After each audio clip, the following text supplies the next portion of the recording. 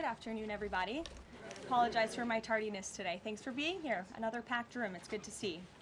We'll begin with a scheduling update today. President Trump will commemorate the 24th anniversary of 9/11 on Thursday with a visit to the Pentagon Memorial in the morning, followed by an appearance at the New York Yankees game at Yankee Stadium in the Bronx on Thursday evening.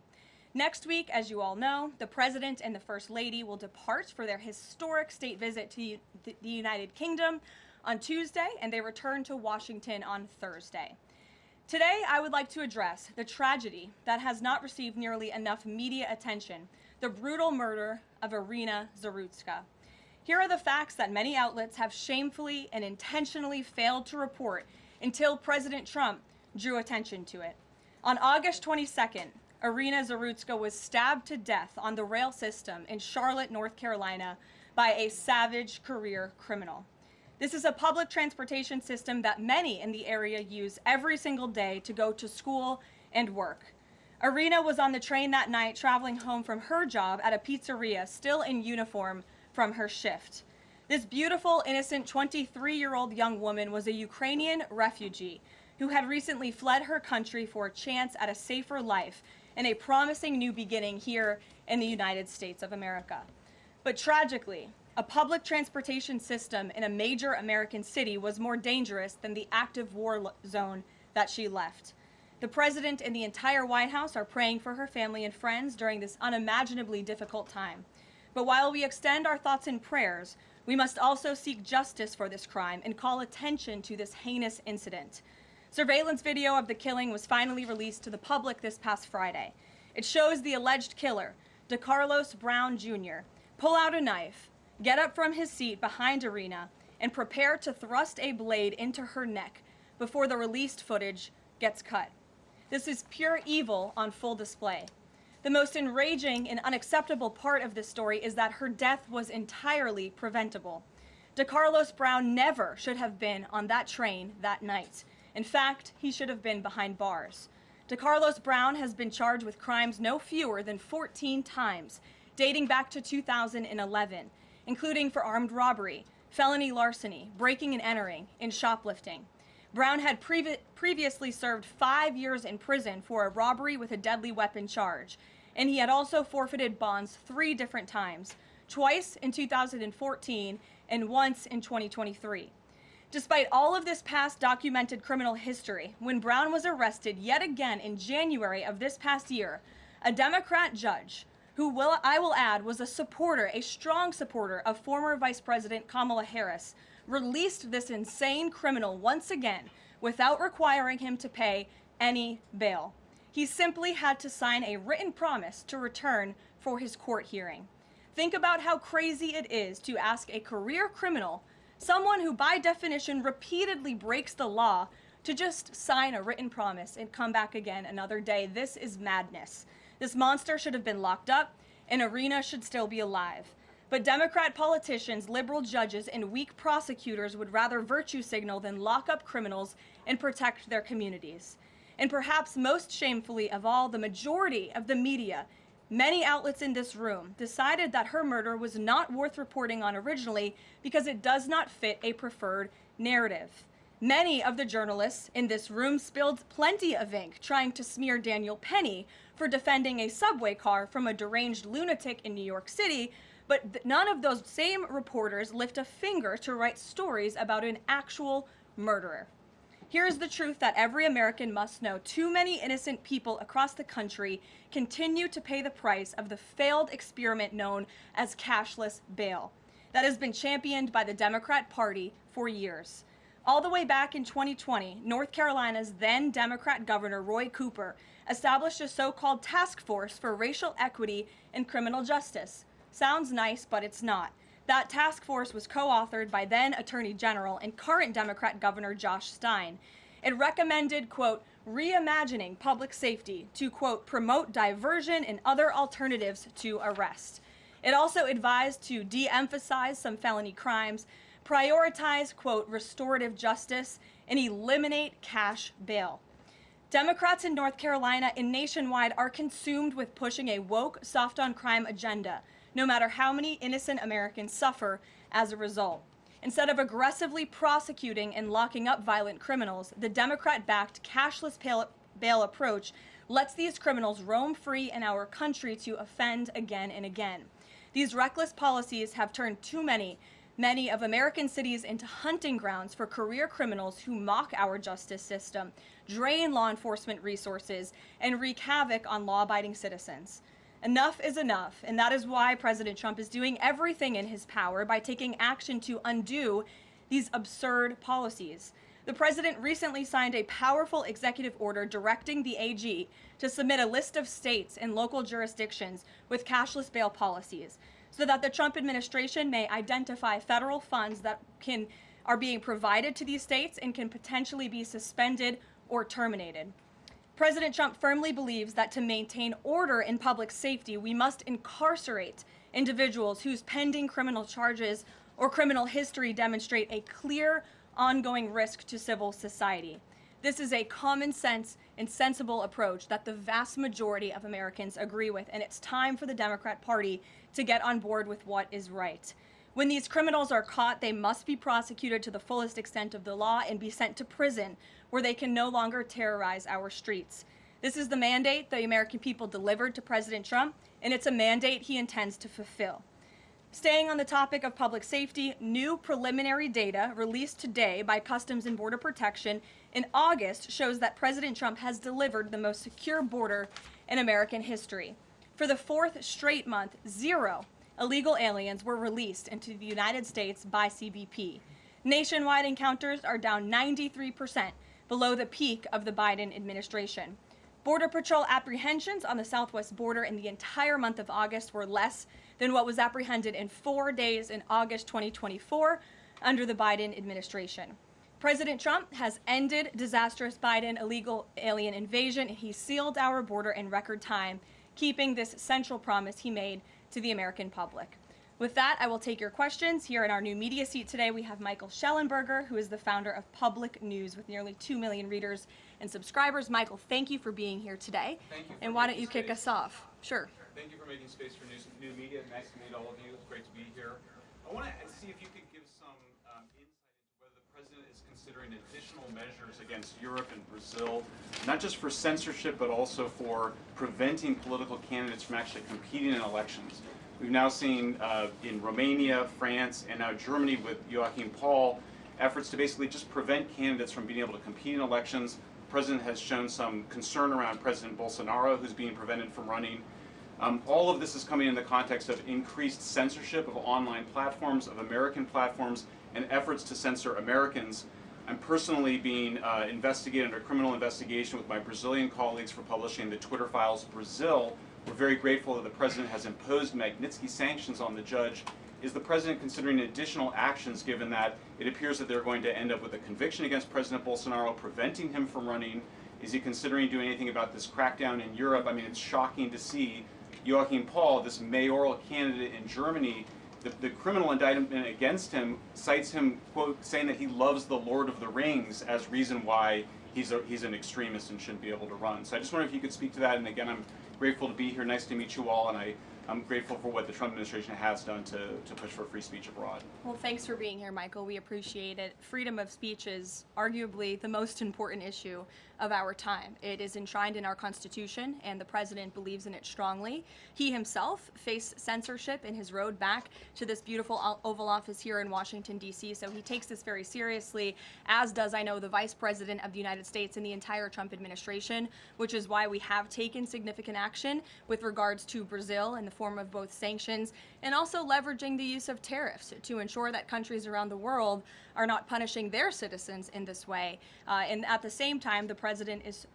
while he's leveraging the United States to safeguard our interests abroad, he's also making sure that freedom of speech remains here in the United States of America. So I don't have any additional actions to preview for you today, but I can tell you this is a priority for the administration, and the president is unafraid to use the economic might, the military might of the United States of America to protect free speech around the world. Quick follow-up to that? Sure. Quick follow-up, which is just, there was a Reuters story saying that the Trump administration was looking at this Europe-U.S. trade deal as one of the sticking points, this issue of the censorship not just of U.S. platforms, of Americans. Do you have any updates on how those trade talks are going? And I also wonder if the president is concerned about NATO membership. NATO membership requires that you be a democracy and you have free speech. Is it possible that some of these actions that we've seen in Romania, France, and Germany would disqualify those countries from being in NATO after this? I have not heard the president discuss NATO membership in regards to this issue in particular, but I have heard him discuss the issue of free speech and the importance of free speech with foreign leaders around the world, including the Prime Minister of the United Kingdom. When we were in Scotland, the president brought this up and how important it is for the Prime Minister to protect free speech in the UK and in various conversations with other world leaders. So he brings it up, and I think the entire world knows that this is a priority for the President of the United States. Gabe. Thank you, Caroline. Regarding the Israeli strike in Doha, how much time or how much of a heads up did the U.S. get, and does the president support the strike? Sure. Well, I have a statement to read for all of you with respect to the Israeli strike in Doha, and here it is. This morning, the Trump administration was notified by the United States military that as Israel was attacking Hamas, which very unfortunately was located in a section of Doha, the capital of Qatar. Unilaterally bombing inside Qatar, a sovereign nation and close ally of the United States that is working very hard and bravely taking risks with us to broker peace, does not advance Israel or America's goals. However, eliminating Hamas, who have profited off the misery of those living in Gaza, is a worthy goal. President Trump immediately directed Special Envoy Witkoff to inform the Qataris of the impending attack, which he did. The president views Qatar as a strong ally and friend of the United States and feels very badly about the location of this attack.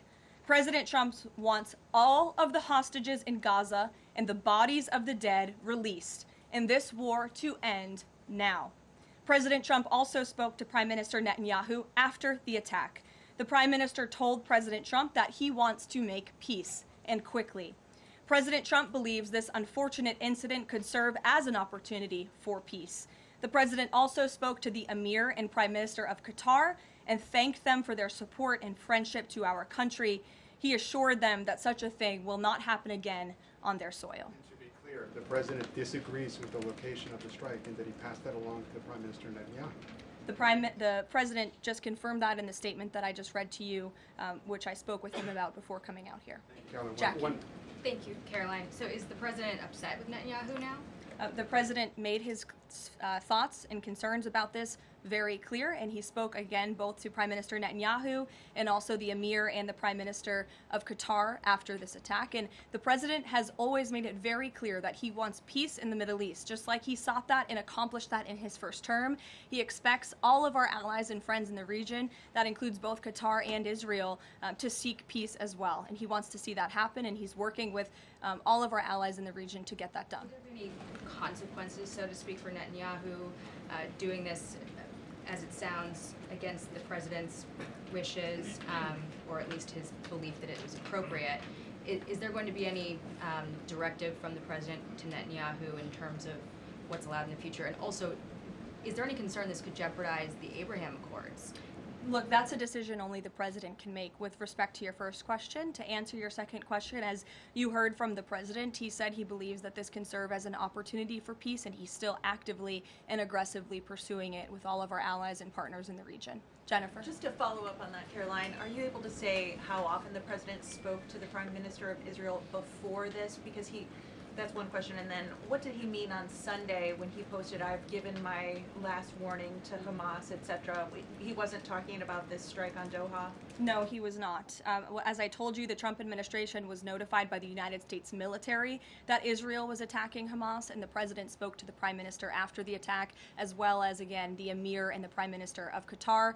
And I know Secretary Rubio and Special Envoy Witkoff were present for that call with the Qataris as well. Reagan. Thanks, Caroline. I have two questions for you on crime crackdown. Sure.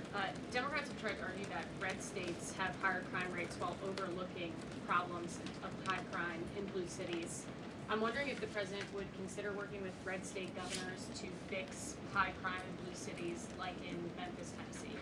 So first of all, I want to get to the premise of your question, Reagan, which is being pushed by Democrats, that there is crime in red states. Of course, there is crime in all states, but the crime in these cities is all in cities that are run by Democrats. If you look at the list of the top 20 high crime cities in the United States, every single one, with the exception of one in Louisiana, is run by a Democrat. And these Democrats have supported the same policies that I spoke about at the beginning of this briefing, like cashless bail. If you look at a red state, Mississippi, but a Democrat-run city in that state, Jackson, in 2019, Jackson, Mississippi eliminated cash bail for virtually all misdemeanor cases. And while Jackson is not formally a sanctuary city, the state of Mississippi formally banned sanctuary cities, and this city has acted as a de facto sanctuary city for criminals and illegal aliens since 2017. Same thing, Birmingham, Alabama, a Democrat-run city in a red state. In 2017, the Birmingham City Council unanimously passed a resolution, quote, committing to establish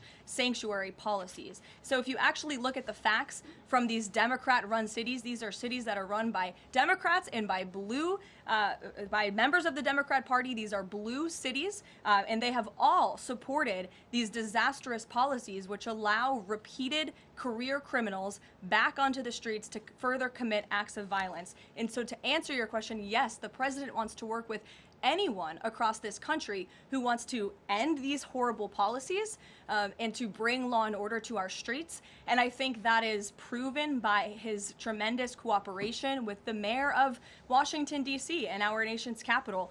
And just look at the results of that. And I do have some updates for you on the D.C. crime crackdown if anyone is interested. There have been a total of 2,177 arrests made since the start of the operation on August 7th. Just last night, there were 57 arrests made in Washington, D.C. Of the 57 arrests, there were 14 illegal aliens who were arrested, many of whom had prior criminal histories. And other arrests just last night in our nation's capital, so you all can be very grateful for this. Our great men and women of law enforcement, both federal and local, working together as they should, made an arrest on a warrant for assault with the intent to kill. The subject shot 2 adult males after an altercation. They made an arrest on a warrant for an armed carjacking. The subject assaulted an adult male in the face with a firearm and then took his keys. We also made an arrest on a warrant for simple assault and the destruction of property and subsequently charged with second-degree theft. Last night in D.C., there was an arrest for possession of a controlled substance with second-degree theft. There was an arrest for possession of a controlled substance with the intent to distribute. That subject, the person is also a subject of interest in a homicide and a carjacking. Last night in D.C., we also arrested a felon in possession of a firearm who was carrying that firearm without a license. So these are the career criminals. These are the bad guys that we are picking up in Washington, D.C. every day. The president would love to do this in every Democrat-run city across the country, and he hopes that more Democrats will call the White House to allow us to help them. One more that's D.C. specific. Congress is poised to not extend Trump's federalization of the D.C. police. Mayor Bowser signed the executive order formalizing cooperation with federal forces. You just mentioned all the success that the operation has had. Does the White House believe that the Mayor Bowser's action is enough to continue the crime crackdown? We are very grateful for the mayor's cooperation in this effort, and we look forward to continuing to work with her and the Metropolitan Police Department. Bloomberg. Thanks, Caroline. The president says, he was planning to speak with Putin soon. Can we expect a phone call between the two leaders this week? I don't have any phone calls to read out between you, the president, and any other foreign leaders. Ed. Thanks, Carolyn. I want to ask about the benchmark revisions that came out. If you look at the revisions between March of 2024 and March of 2025, and you do a little math, it averages out to 73,000 jobs roughly per month added to the economy, less than what was thought.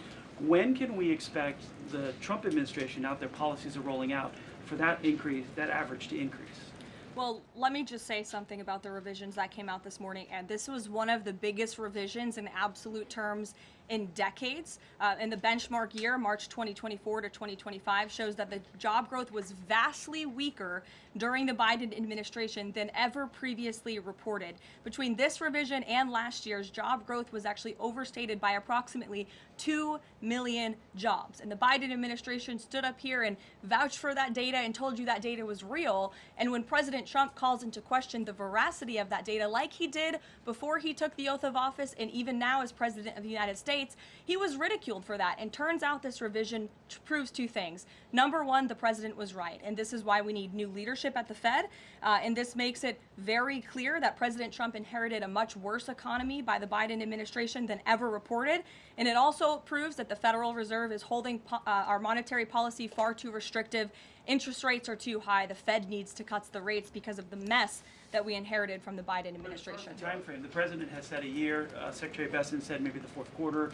When can we expect these numbers to increase? Well, first, we need accurate numbers. We need truthful and honest data, which is why the president took the monumental step to try and appoint and confirm new leadership at the BLS so we can have data that we can actually rely on. And that's what the president is doing, and we hope that his nominee will soon be confirmed. Charlie. You addressed the crime of Iryna Zarutska, and the president has done a lot to deliver justice for victims of crimes like that horrific stabbing. And the Epstein files are back in the news because a lot of Americans feel that that Jeffrey Epstein's victims never got justice. Does the president care about these victims? Do you think he can does he want to deliver more justice for them, and is he willing to meet with them? The president cares about victims of all crimes, and that's why Republicans in the Trump Department of Justice have done more in terms of transparency when it comes to the Epstein case than any prior administration. And why are the Democrats all of a sudden caring about this? It's because they are desperately trying to concoct a hoax to smear the President of the United States. We have seen this time and time again. Ro Khanna and all of these other Democrats, they could have cared about those victims 4 years ago. When Joe Biden was in office, they could have pushed for transparency then. Unfortunately, the Democrats are using victims as political pawns to try to smear and to push a hoax against the President of the United States. And I will get you numbers on the amount of child predators that this administration and this FBI and this Department of Justice have locked up under President Trump's leadership. We have done more than any president to protect victims of crime, especially disgusting, heinous sexual crimes.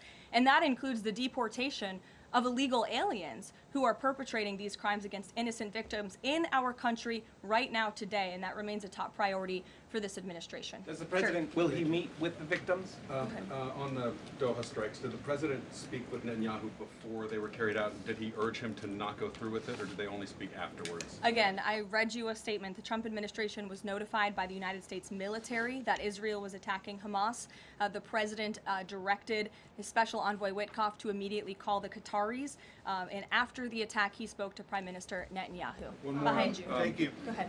About the Epstein case, would the White House support a professional handwriting expert review of the document released yesterday to prove that it's not the president's signature? Sure, we would support that. And in fact, I have already seen many forensic analysts of signatures coming out. I believe it was the Daily Signal that published a piece with 3 separate signature analysts who said that this absolutely was not the president's authentic signature. And we have maintained that position all along. The president did not write this letter. He did not sign this letter. And that's why the president's external legal team is aggressively pursuing litigation against the Wall Street Journal, and they will continue to. Christian. Thanks, Caroline. Following up on Ed, now that we have these revised jobs numbers, is the president concerned at all that price spikes, stemming from his tariffs through the end of the year might actually be driving the country towards a depression or a recession? What I'm asking is he committed to these policies now that we know how faulty the jobs data was? The president is committed to his policies because his policies are working, Christian. And there have been a lot of people fear-mongering about inflation in this room, but it just has not come to fruition. On a monthly basis, CPI inflation has now come in at or below the market's expectation for 6 consecutive months, every month that President Trump has been in office. Overall, inflation has run at a 1.9% average pace in the president's first 6 months in office. I would have told all of you that in January, you would not have believed me, but those are the facts and those are the numbers. And we also see many other positive signs in economic indicators like real GDP. In the second quarter, it was revised up to 3.3%. That beat the market's expectation. We know there's a capital spending boom right now, which we know is one of the greatest economic indicators of job growth. We know wages are increasing at a far faster pace than they were under the previous administration. We see productivity in the second quarter was also revised up to a strong 3.3%. In total industrial production, factory output also surged. All of this means the economy is moving, people are working, people are spending money. You look at consumer spending, that is also ticking up and in the right direction.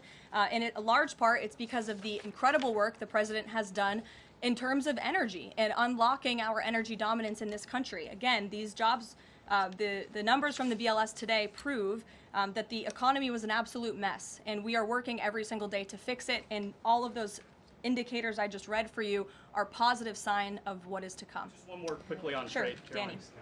I just wanted to get a bit of clarity on the sequence of events for the Doha attack and the notification. You said that the U.S. military notified, if I got it right, the Trump administration was notified by the U.S. military. That's right. Was the U.S. military notified by the Israeli military, or did the U.S. military detect an incoming Israeli attack on Qatar? The U.S. military notified the White House and the President of the United States. That's all I have to share for you on that, Danny. Thank you. Jeff. Also following up, you said that the president assured the leaders in Qatar that this would never happen again. Did he say that to the Prime Minister of Israel, and did Prime Minister Netanyahu agree to that? The president told that to the emir and the prime minister of Qatar, and the president also overstressed the importance of peace in the region in his conversation with Prime Minister Netanyahu as well. And Prime Minister Netanyahu told President Trump he wants peace and he wants it quickly. That's what the president expects to happen. The president is very clear in the statement that he just had me read, and you will all see it out on True Social very shortly, I am sure. The whole world will see it. He wants all of the hostages released out of Gaza, and he wants this war to end. Those are two clear directives that the president is making very clear for the entire world to understand. Mary. Thanks. But Qatar obviously has been helping to negotiate these ceasefire talks. Does the president think that Israel is undermining negotiations by striking Qatar? Is he concerned that Qatar's no longer going to want to play that intermediary role? I think the president addressed that in the statement. I can read the whole thing for you again. I think it's very thorough because the president wanted to address all of your questions. We wrote, unilaterally bombing inside Qatar, a sovereign nation and close ally of the United States that is working very hard and bravely taking risks with us to broker peace, does not advance Israel or America's goals. However, eliminating Hamas, who have profited off the misery of those living in Gaza, is a worthy goal. So he answered that question and to be himself. clear, you can't say that Israel informed the U.S. What I can tell you is the United States military informed the Trump administration. Thank you. A quick follow on that. Can you tell us when the U.S. military was notified, given that the largest U.S. military base is in Doha? And then I have a question on D.C. crime. This morning, just before the attack, as I said earlier as well. Okay, thank you. And yesterday, the president spoke about D.C. crime and talked about how there was virtually none. And then he expressed frustration about things that take place in the home they call crime. He said, you know, they'll do anything they can to find something. If a man has a little fight with the wife, they say this is crime. See, now I can't claim 100%. Exactly what crimes was the president referring to? He wasn't referring to crimes. That's exactly the point he was making, Ouija. What the president is saying is that these crimes will be made up and reported as a crime to undermine the great work that the federal task force is doing to reduce crime in Washington, D.C. And I think the president has every reason to believe that, given the efforts of many reporters in this room who actively seek to undermine the president and what he's doing in our nation's capital. We all know that deep inside you all agree with this because you all live here, and I'm sure you are very grateful for the administration's efforts to make the city, which we all reside in, much safer for ourselves and our families. Michael. Thank you, Caroline. Florida Congressman Randy Fine is calling for judges to face consequences if the violent repeat offenders they release go on to commit new crimes. Is that something the president supports?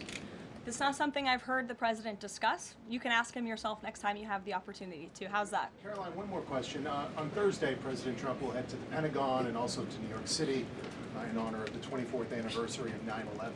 Has the president expressed any interest on creating or having Congressman, create a new 9/11 commission to answer some of the ongoing questions many Americans have about that day. I again have not heard the president discuss that. You're welcome to ask him yourself, but I do know he very much looks forward to going to both the Pentagon and the Yankees game in New York City on Thursday to commemorate the 24th anniversary. As you know, the president is a New Yorker at heart. He loves the city very much. It is his home, and you'll hear more about that on Thursday when the president speaks on this himself. Kelly. Caroline, thank you. I wanted to ask you a question about the president speaking yesterday before the Religious Liberty Commission.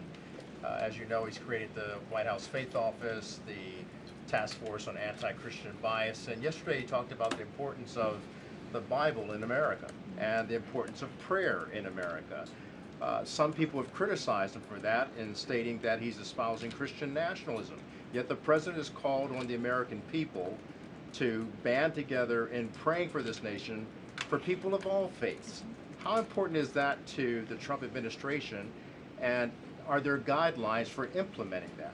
Well, last time I checked, it's not just Christians who pray, it's people of all faith who pray, and that's what the president wants to protect, the religious freedom for Americans of all faith. And he spoke about that yesterday, and that's why he was very proud and excited to announce this new initiative, Pray America, encouraging all Americans to pray for our country and the goodness of our country leading up to America's 250th birthday next year.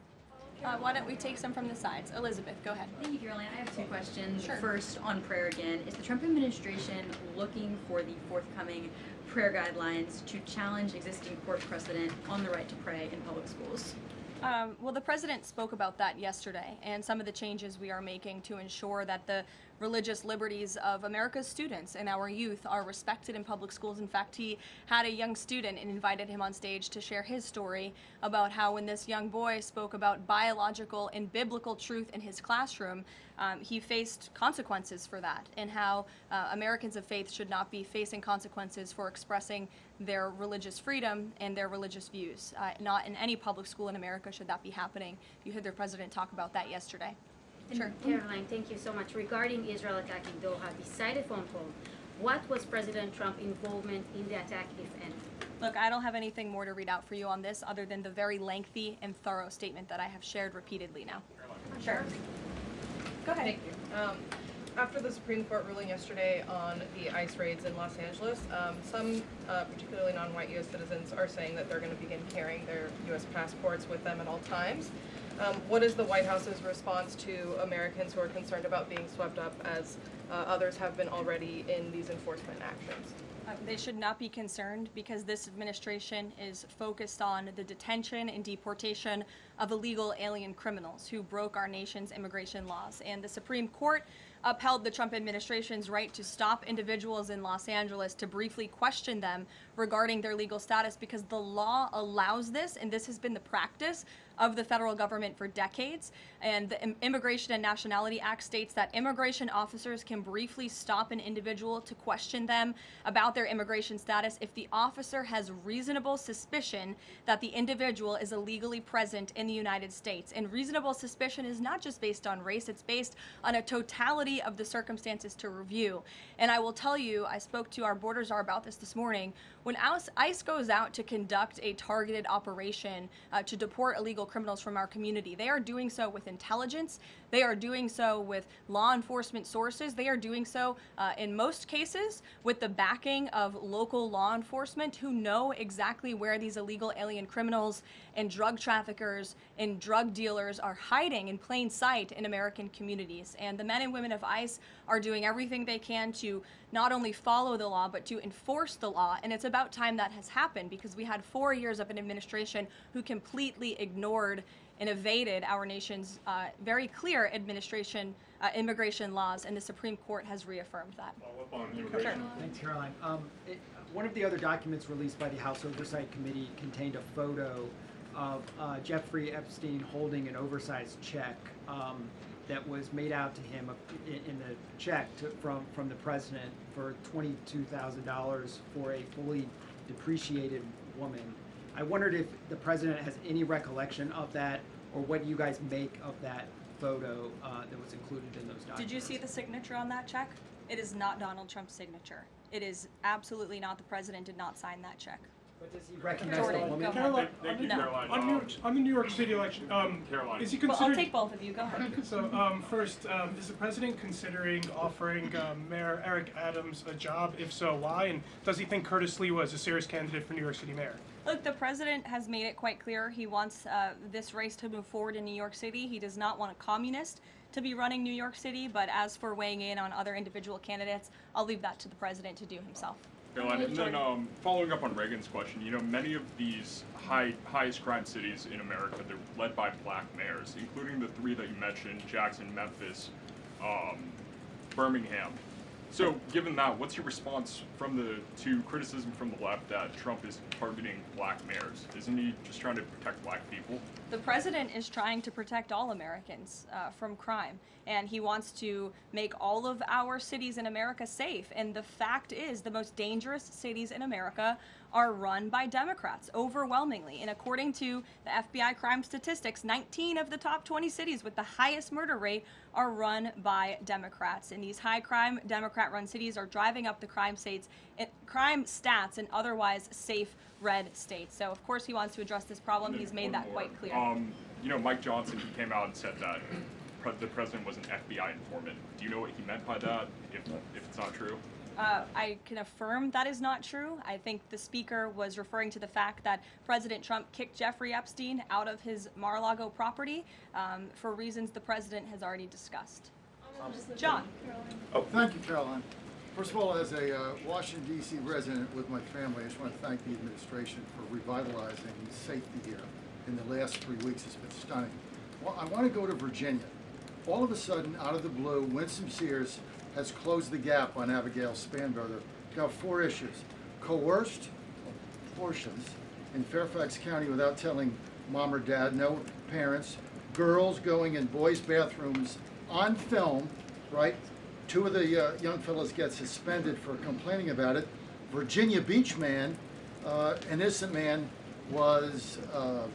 is now died in a car crash by a drunk illegal going on the other side of the road, and now you got Spanberger's got these racist signs. When are we going to get the president to make an official endorsement of Winsome Sears and maybe come and campaign in South and West Virginia? Well, as you know, I'm very limited in what I can talk about when it comes to political endorsements in future elections from this government podium. But all of the issues that you just mentioned, I know, are very important to the president, and it's quite common sense. It's the foundation of the Republican Party, and it's what sent this president back to the Oval Office. We want to keep men out of women's sports and bathrooms. We want criminals to be locked up. The president wants to see law and order in every state across the country. But as for political endorsements, I'll leave that to him and his political advisors to make those. Sure. Haley. Good evening, Caroline. I have 2 questions for you, if it's okay. One on Doha and one on immigration and crime. Sure. On Doha, ahead of the strike we saw today, did the administration at any point try to dissuade the Israelis from the potential for an action like we saw today? Again, I have answered questions repeatedly on this. I have a very lengthy statement which we will release after this briefing for all of you to read and to report on once again. Okay, and then on a case in Maryland, the killing of Decarlos Thompson, there are reports that the suspect arrested for her murder was in the country illegally and arrested and released for driving under the influence both in 2022 and in April of this year by U.S. Park Police.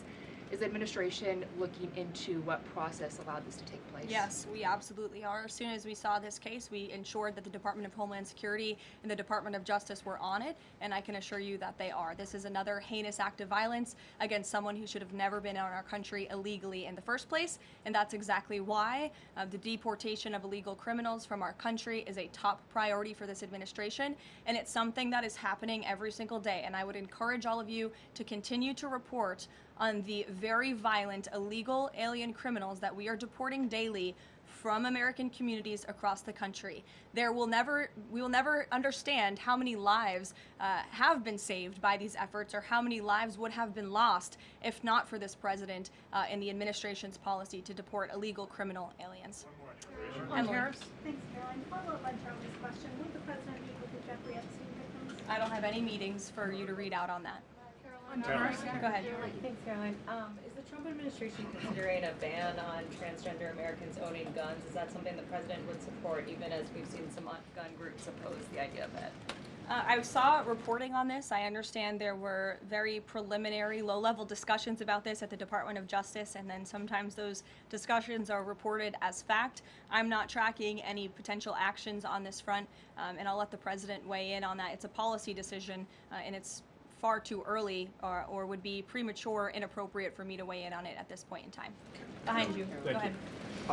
After the immigration raid at the plant in Georgia on Friday, the president said over the weekend that he's open to some kind of changes in perhaps rules or visa rules or law that would prevent something like that happening in the future for skilled workers to train American workers. That's right. Can you confirm that and that the administration supports those changes, and what exactly would that look like? Well, the president said it himself in a statement that he put out on Sunday night, where he is very grateful for foreign companies from around the world and the investments that they are making right here in the United States of America. And he understands that these companies want to bring their highly skilled and trained workers with them, especially when they're creating very niche products like chips, or in this case in Georgia, like batteries. But the president also expects these foreign companies to hire American workers, and for these foreign workers and American workers to work together to train and to teach one another. And so he expects these foreign companies to hire American labor.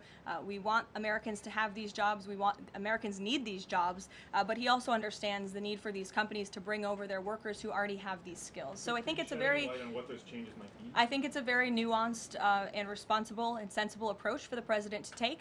And I know that the Department of Homeland Security and the Department of Commerce are working on this matter together. I would defer you to them for any further action on this front. Maggie. Caroline, thank you. Just I want to follow up on something you said. You said the Epstein documents are a hoax that Democrats are perpetrating against the president.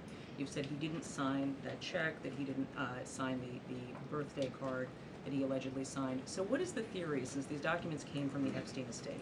Who is I guess in your view, faking these documents? I did not say the documents are a hoax. I said the entire narrative surrounding Jeffrey Epstein right now that is absorbing many of the liberal cable channels on television is a hoax that is being perpetuated by opportunistic Democrats like Ro Khanna and the others whom you saw on that press conference outside of Capitol Hill, who are trying to push this hoax against the President of the United States. What exactly is the hoax? I'm just trying to understand what's fake. What's fake is not the The documents. hoax is the Democrats pretending to care about victims of crime when they do not care about victims of crime, when they have done nothing to solve crimes, when they have done nothing to lock up child pedophiles and child rapists across the country, and when they are now using victims as political props to try and, again, smear the President of the United States and drag on this bad story about him. It is a distraction. The Democrats view this story as nothing more than an attempt to distract from the accomplishments and the achievements of this administration.